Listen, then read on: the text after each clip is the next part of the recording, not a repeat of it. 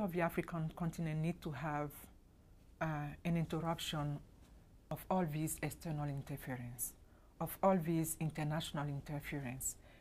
One of the true reasons, the behind the scene reason of what is going on, Gbagbo, Ouattara, all of these are, it's not, you know, it's just, the real reason is that they discover in what is called the Gulf of Guinea, the Gulf of Guinea, which is, you know, anywhere from, you might want to start from Liberia, through Cote d'Ivoire, Ghana, all of these countries, down to Angola.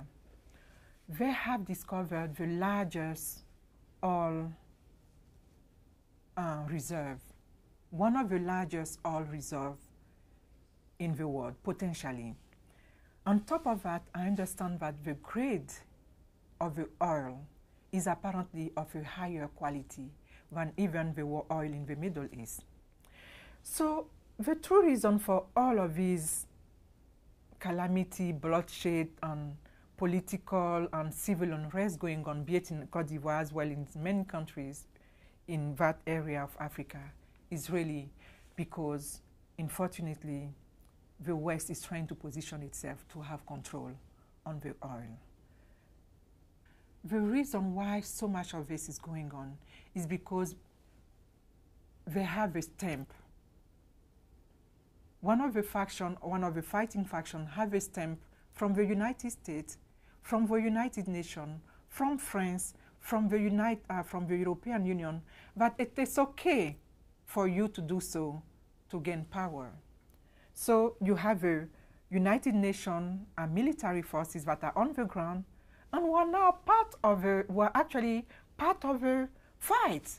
They're not there anymore as a peacekeeping force.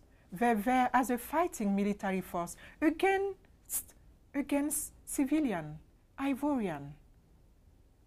So my appeal truly is not so much to ask them to come in there, it's to ask them to retreat.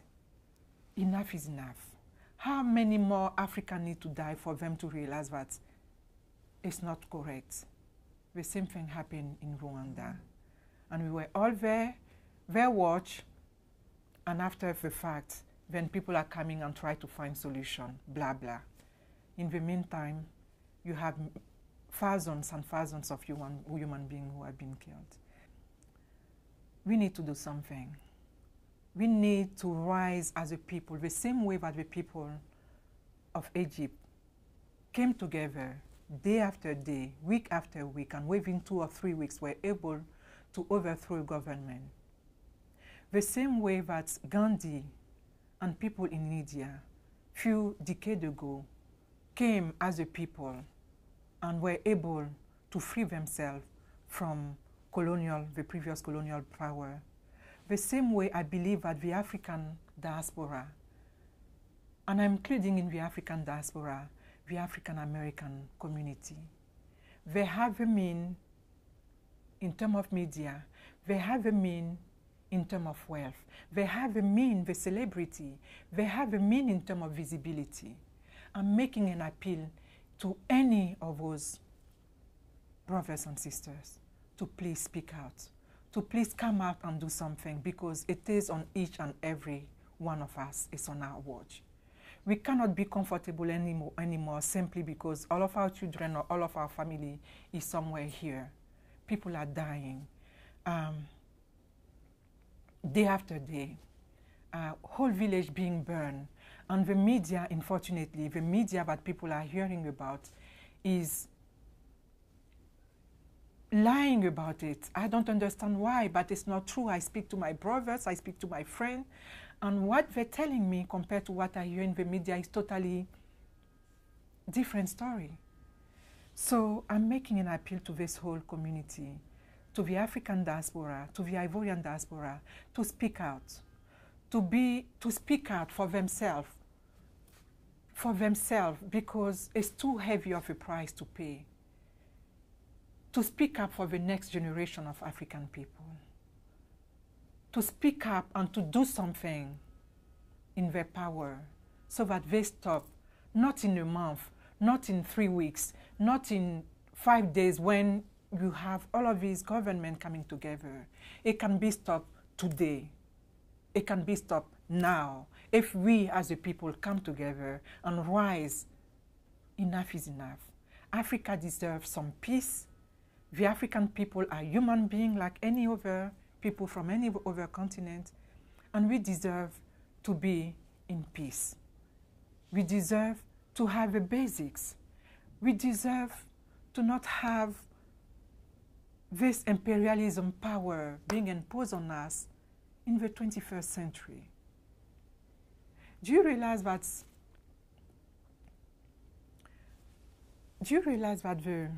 the slavery, the slave trade, until today, has not even been recognized by the United Nations as a crime against humanity? And we all sitting there, everybody is comfortable. You had so many millions of people killed during the slave trade. And no, United Nations have not even acknowledged that this was a crime against humanity. And today, it's under the watch of the United Nations that the whole of Africa is undergoing the second level or third level of imperialism. This needs to stop. The United Nations, the United States, France, the European Union, the African Union can stop this today. And there won't be any more bloodshed, and this situation can be resolved the same way it is resolved in the United States, the same way it is resolved in any other country where you have, discrepancy in the election or a misunderstanding or some competition at this level. It can be solved.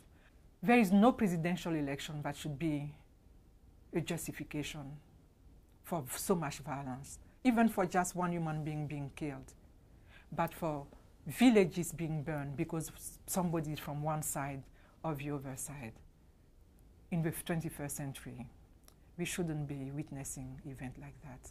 The African diaspora need to get involved, but specifically the African American community, which I wish to hear so much more of, need to get involved. This can be stopped if we can all rise like the people in Egypt, rise together and stop and have a change made.